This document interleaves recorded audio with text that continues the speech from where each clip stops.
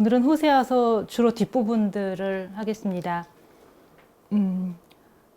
호세아서 뒷부분을 생각하면 마음이 아파요. 그러니까 제가 성서를 읽으면서 별로 적합한 표현은 아닌 것 같지만 불쌍하다는 표현을 참 많이 쓰는데 제가 제일 먼저 불쌍하게 여겼던 건 모세였어요. 요르단강 못 건너가고 죽는 게 너무 불쌍해서 이제 모세 불쌍하다는 생각을 한동안 많이 했고, 그 다음에는 이제 유배 전 예언자들 심판 선고만 하고 다 알아듣지도 못하고 죽었던 예언자들 불쌍하다는 생각 많이 했고, 뭐 사무엘도 불쌍하고 왕 기름 부어서 세웠는데 그 왕도 애치기도 하고 이런 불쌍하고 이런 생각들을 좀 많이 했거든요. 성서에 진짜 불쌍한 인물이 많아요. 근데 그 호세아서를 읽으면 하느님이 불쌍하다는 생각이 들어서 특히 호세아서 뒷부분을 읽을 때 참 사람, 인간에 대한 하느님의 마음을 저는 구약성서 안에서 제일 많이 느껴지는 부분이 이 호세아서의 뒷부분인 것 같아요. 특히 호세아서 11장 읽으면 참 그래요. 인간 앞에서의 하느님의 모습이 그렇게 강력하고 힘있고 이런 모습이 전혀 아니고, 인간이 당신의 사랑을 알아주지 않기 때문에 그냥 이렇게 불쌍한 아버지 모습, 그런 게 하느님의 모습인 것 같고, 오늘 주로 그런 모습들 다시 생각해 보도록 하겠습니다. 호세아서가 크게는 유배 전 예언자의 책이기 때문에 심판 선고가 사실 많지요. 그리고 당신 백성을 이렇게 고발한다라는 표현이 명시적으로 3번이 나와요. 2장 4절에서 고발하여라, 너희 어미를 고발하여라 나오고, 4장 1절에서 주님께서 이 땅의 주민들을 고소하신다. 12장 3절에서 주님께서 유다를 재판하시어. 우리말 번역은 3번이 다 다르게 되어 있지만 다 같은 단어예요. 고발하고 고소하고 재판하고. 하여튼 재판을 거는, 사실은 단어가 조금 보통 말하는 재판하고 좀 다르기는 하고 법정 논쟁이라고 하는 것이 더 정확해요. 피해자와 가해자 사이에서, 그러니까 하느님이 여기서 고발한다고 그럴 때 하느님은 심판관의 위치에 있는 게 아니라 피해자의 입장에서 그 가해자, 당신께 잘못한, 이스라엘이 잘못한 내용을 이렇게 풀어 놓으시는 것이에요. 근데 하여튼 3번에 걸쳐서 고발을 시작을 해요. 근데 고발을 시작해서 쭉 가다가 끝에쯤 가면 구원 선포로 바뀌고, 고발을 시작해서 또 가다가 보면 또 구원 선포로 바뀌고, 이런 것이 계속 반복이 돼요. 사실은 지난번에 보았었던 1, 2, 3장에서도 하느님이 뭐 로아마, 로암미 이렇게 말씀을 하시다가 끝에 가면 다시 사랑하셔서 다시 암미, 다시 로아마 이렇게 다시 당신 백성으로 받아들여 주시고, 호세아가 호세아의 아내를 다시 데려왔던 것처럼 변함없이 사랑해 주신다는 모습이 1, 2, 3장에서도 나왔었던 것처럼 4장 이후에서도 하느님은 고발을 시작하시지만 끝에 가서는 말하자면 고소를 취하하시고 다시 그 이스라엘을 변함없이 사랑해 주시는 그런 모습들이 많이 나오게 되는데, 그 구원 선포에 해당하는 부분들이 주로 11장, 14장 이런 부분들에 있어요. 지금 이 시간에는 그 본문들을 주로 보려고 해요. 11장에서는 1, 2, 3장에서 남편과 아내의 관계로 주로 나왔다면 11장에서는 아버지 내지는 어머니와 어린 아들의 관계로 나와요. 하느님이 주로 아버지로 나오지만 어떤 부분에 대해서는 호세아서 11장 안에서 이것은 거의 어머니와 같은 모습이다 라고까지 말을 하게 되는데요.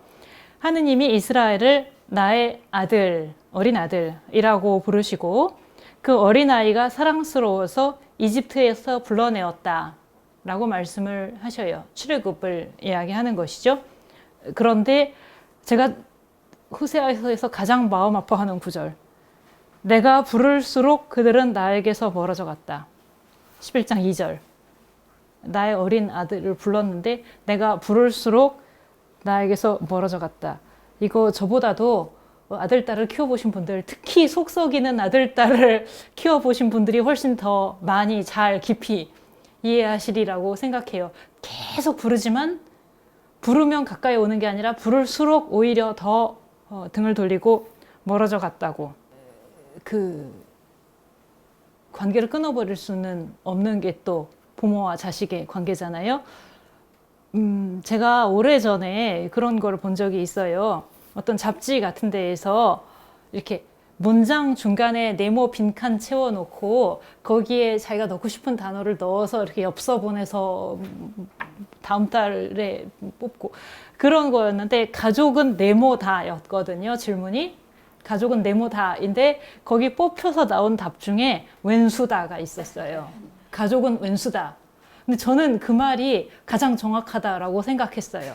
왜냐하면 남 같으면 나한테 이렇게 잘못했으면 그걸로 관계를 끊을 수가 있는데, 가족은 그게 안 되잖아요. 가족 중에서도 제일 왼수가 누구죠? 제가 예상하지 않은 답이 나왔어요. 남편이라 그러면 이건 호세아서 1, 2, 3장에 해당하고 11장에 가면 자식이죠. 정말 왼수 같은 짓을 다 하는데 그렇다고 자식을 끊어버릴 수는 없다 보니 왼수가 되는 거죠. 원수 아니고 왼수. 그래서 아무리 나한테 잘못하고 나에게 등을 돌리고 내가 부를수록 멀어져 가도 끊어버리지 못하는 것이 이제 자식이고, 호세아서 11장에 나오는 하느님과 이스라엘의 관계가 그런 것이에요. 이스라엘이 아무리 부를수록 멀어져 가고 하지만 하느님 편에서는 절교를 할 수 없는 것. 제가 이것도 하느님과 인간의 관계를 보여주는 대표적인 표현이라고 생각하는데, 절교가 불가능한 거, 관계를 끊을 수가 없는 거, 하느님 인간 편에서는 해요. 인간 편에서는 해요. 근데 하느님 편에서 관계를 끊어버리지 못하시는 거, 그런 모습이 이제 11장에 잘 나와요. 조금 더 내려가서 3절, 4절 가면은 여기는 아버지보다 어머니에 가까운 모습을 보여주는 부분인데, 어린 이스라엘에게 걸음마를 가르쳐주고 볼을 비비고 음식을 떠먹여 주었다고, 입에다가 먹을 거를 넣어 주었다, 그런 식으로 표현이 되지요. 그렇게 정말 어머니가 어린 아들을 돌보듯이 하느님이 모든 것을 돌보아 주셨는데, 그런데도 이스라엘은 하느님을 배반하려고 한다라는 거예요. 그러니까 비참한 결과를 맞게 될 것이다. 11장에서도 그 심판에 대한 선고는 상당히 강하게 나와요.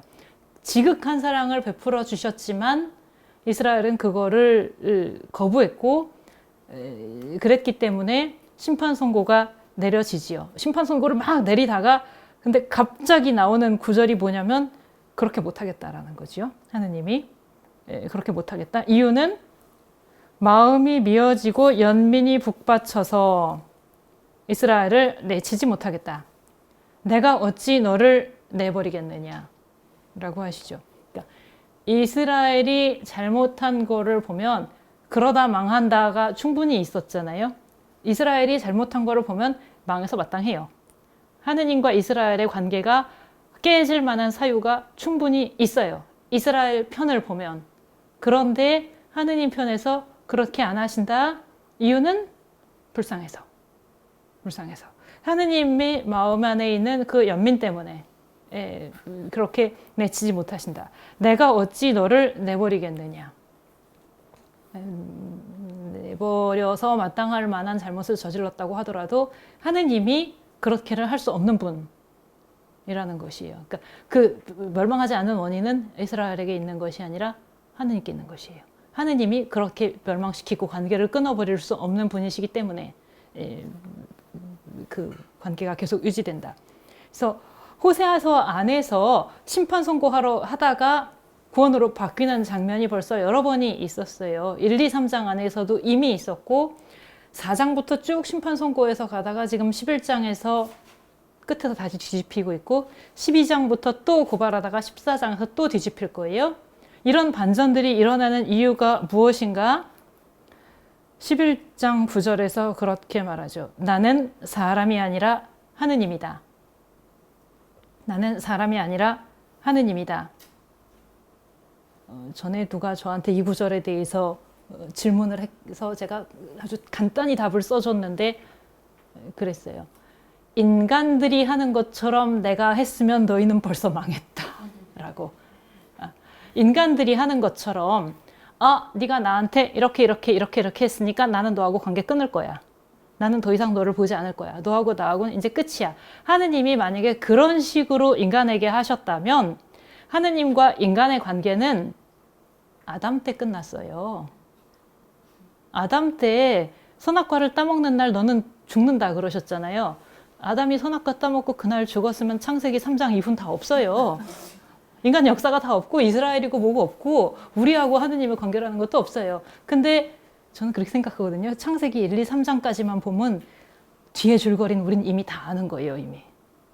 그때 하느님이 멸망시키지 않으신 걸 보면 하느님은 당신이 어떤 분이신지 이미 다 보여주신 거예요.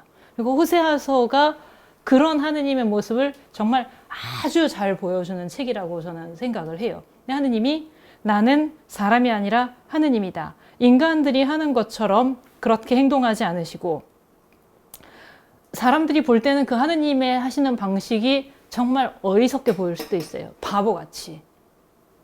뭐 사람 같았으면 저 정도 했으면 절거를 당할 만도 하지 라고 생각할 만도 한데 하느님은 끝없이 배반하는 인간을 항상 그거보다 더 큰 사랑으로 이렇게 덮어주시는 거. 창세기에서부터 아담 하와를 거쳐서 카인 아벨 거쳐서 노아 거치면서 바벨탑 거치면서 계속 보이는 모습이 그거잖아요. 내가 부를수록 멀어져 갔다라 그랬는데 부르면 멀어지면 하느님은 또 부르고 부르면 멀어지면 또 부르고 부르면 멀어지면 또 부르고 부르면 멀어지면 또 부르고 이렇게 인간이 이만큼 배반하면 하느님은 그거보다 더 큰 사랑을 보여주시고 이만큼 배반하면 그거보다 더 큰 사랑을 보여주시고 이렇게 해서 하느님과 인간의 관계가 유지된 것이지 인간이 뭐 자기가 잘나서 자기가 착해서 하느님께 충실해서 하느님과의 관계를 유지해 온 것은 아니라는 거예요.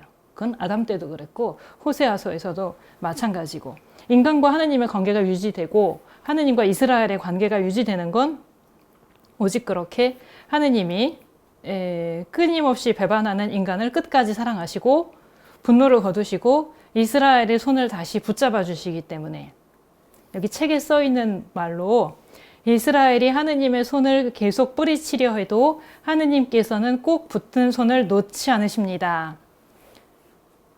제가 하느님이 인간을 어떻게 대하시는가에 대해서 가지고 있는 생각, 구약을 읽으면서 특히 예언서를 읽으면서 예언서 중에서도 특히 호세아서를 읽으면서 제가 보는 하느님의 모습은 뭐냐면 하느님과 인간이 손을 이렇게 잡잖아요. 나는 너의 하느님이 되고 너희는 나의 백성이 되리라. 인간은 우리가 이렇게 잡고 있다고 생각을 하고 이게 인간이에요. 내가 하느님의 손을 잡을까 말까? 내가 이렇게 붙잡고 있어? 내가 하느님과의 관계를 내가 잘 유지해 가고 있어? 라고 생각하는 거 다 착각이고 이건 제 말이에요. 이거 다 착각이고 사실은 하느님이 인간의 손을 이렇게 붙잡고 계시다는 거예요.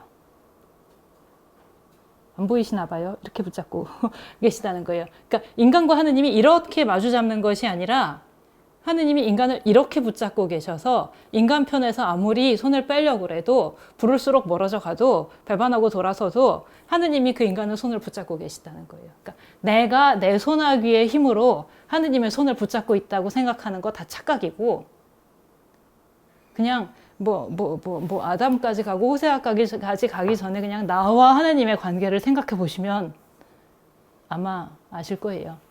내가 지금까지 하느님의 손을 붙잡고 살아왔는지 아니면 하느님이 지금까지 내 손목을 붙잡고 살아오셨는지 그게 호세아서에서 보여주는 하느님의 모습이고 하느님이 그런 분이시기 때문에 하느님과 인간의 관계는 계속 유지되어 왔다라는 것이에요. 그 하느님의 어리석은 사랑이 이스라엘을 하느님께 돌아오게 한다는 거. 하느님의 사랑이 더 크셔서 이스라엘의 죄를 덮고 그걸 이기시기 때문에 이런 모습을 마지막으로 보여주는 게 이제 호세아서 14장인데요. 호세아서 14장 2절부터 9절 보통은 이거는 후대에 첨가된 것이라고 많이 생각을 해요. 그래서 어떤 사람들은 좀 후대에 첨가된 거 그러고 덮어버리기도 해요. 안 중요해 라고 생각하기도 하는데 그러면 안 되죠. 호세아서라는 책의 분명히 한 부분이기 때문에 그 장이 있어야 호세아서가 완성이 되는 것이고, 근데 호세아서에서 보면 그 끝부분에 보면 14장 1절까지 심판 선고예요. 그러다가 2절부터 마지막 구원 선포로 다시 바뀌게 되는데 14장 1절은 심판 선고도 아주 심한 심판 선고죠. 임신한 여자들은 배가 갈리리라. 이렇게까지 심판 선고가 가요. 임신한 여자들은 배가 갈리리라 까지 간 다음에 12장 2절에서 아무 설명이 없이, 이거 중요한 것이에요. 아무 설명이 없이 그냥 심판 선고가 없어지고 구원 선포로 바뀌는 것이에요. 그러면서 이스라엘에게 하느님께 돌아와 이렇게 아뢰어라 라고 가르쳐 주셔요. 죄악은 모두 없애주시고 좋은 것은 받아주십시오. 저희가 이제는 군마를 찾지 않고 아시리아에게 의지하지 않겠고 우상을 숭배하지 않겠고 고아를 돌보시는 분은 당신뿐이시고 라고 나오는데 주의사항, 이 기도가 이스라엘이 한 기도가 아직 아니고 이스라엘에게 하느님께 돌아와서 이렇게 말하여라 라고 가르쳐 주시는 거죠. 돌아오라고, 돌아와서 어떻게 말하여라, 돌아오는 길까지를 다 가르쳐 주시는 거예요. 근데 이스라엘이 하느님께 돌아왔다, 내지는 회개의 기도를 했다, 이제는 우상을 찾지 않겠다고 말했다, 그런 이야기가 없어요. 루카복음 15장에서 아들이 돌아와서 아버지께 뭐라고 말했다가 없는 것처럼 여기서도 이스라엘이 그래서 하느님께 돌아가서 회개했다고 말했다라는 이야기가 없고 이렇게 말하여라 라고 하신 다음에 바로 뭐라고 나오냐면 하느님이 나의 분노가 풀렸다 라고 말씀을 하셔요. 나의 분노가 풀렸다. 이스라엘이 하느님께 돌아왔기 때문이 아니라 하느님 편에서 먼저 용서를 베푸시는 거. 호세아의 아내가 먼저 호세아에게 돌아오는 것이 아니라 호세아가 먼저 그 아내를 데리러 갔었던 것처럼 이스라엘이 하느님께 돌아오기 전에 하느님이 먼저 다시 이스라엘을 찾아주시는 것이에요.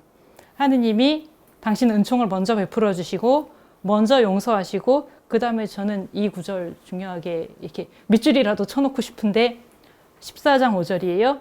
반역만 꾀하는 그들의 마음을 고쳐주고 기꺼이 그들을 사랑해 주리라. 정말로 밑줄을 치시는 분이 계셔요. 반역만 꾀하는 그들의 마음을 고쳐주고 기꺼이 그들을 사랑해 주리라. 지금까지 회개에 대한 이야기를 별로 하지 않았는데요. 마음이 달라지는 것이 필요할까요? 필요하지 않을까요? 필요하지요. 필요해요. 마음이 달라지는 것은 필요해요. 그런데 여기서 요점은 뭐냐면 내가 열심히 해서 마음을 바꾸는 게 아니라는 거예요. 그 마음을 바꾸는 것, 회개라는 것 자체도 하느님이 해주시는 것이다. 이것이에요. 지난번에 12소위원서 처음 시작할 때처럼 심판 선고를 할 때에는 그 원인이 인간에게 있고 인간이 어떻게 했기 때문에 심판을 선고한다고 그랬는데 구원 선포에서는 원인이 하느님께 있다고 그랬어요. 인간이 한 걸로 봐가지고 너는 훌륭하다라고 할 만한 지금 호세아서 상황에서도 그럴 만한 이유는 없어요. 근데 하느님 편에서 나는 인간이 아니라 하느님이시기 때문에 내가 그들을 사랑하기 때문에 구원을 베푸시는데 그들의 마음이 바뀌는 것 역시 하느님이 여기 그들의 마음을 고쳐주고 라고 하셨잖아요. 인간의 마음이 돌아서게 하시는 것부터가 하느님이 해주시는 것이고 은총이다 라는 거예요. 이스라엘이 회개를 하고 마음을 내가 열심히 해가지고 바꿔서 용서를 받는 것이 아니라 하느님이 먼저 용서를 해주셨기 때문에 이스라엘의 마음이 바뀌게 되는 것이에요. 돌아온 아들 이야기 생각하시면 잘 알 수 있어요. 돌아온 아들은 나는 아버지의 아들이 아니야 라고 생각하는데 아버지가 그를 아들로 맞아주시기 때문에 다시 아버지께 돌아가게 되는 것이잖아요. 그거와 마찬가지로 하느님이 용서를 해주시기 때문에 이스라엘이 회개를 하게 되는 것이에요. 예레미야서에서나 에제키엘서에서 하느님이 인간에게 새 마음을 갖게 하시고 돌로 된 마음을 살로 된 마음으로 바꿔주시고 이런 표현들이 나오지요. 거기서도 내가 열심히 해서 내 마음을 깨끗이 만들고 부드럽게 만들고 말랑말랑하게 만들고, 그게 아니고 그걸 하느님이 해주실 때 내가 하느님께 돌아가게 된다라는 것이에요. 마음이 변화하는 것은 분명히 필요해요. 그리고 그것은 일어나요. 근데 그것부터가 하느님의 은총으로 이루어지는 것이고 회개를 하느님이 이루어 주신다라는 것이에요. 로마서에서 사도 바오로가 말하는 우리가 아직 죄인이었을 때에 그리스도께서 우리를 위하여 돌아가심으로써 하느님께서는 우리에 대한 당신의 사랑을 증명해 주셨습니다. 라고 하지요.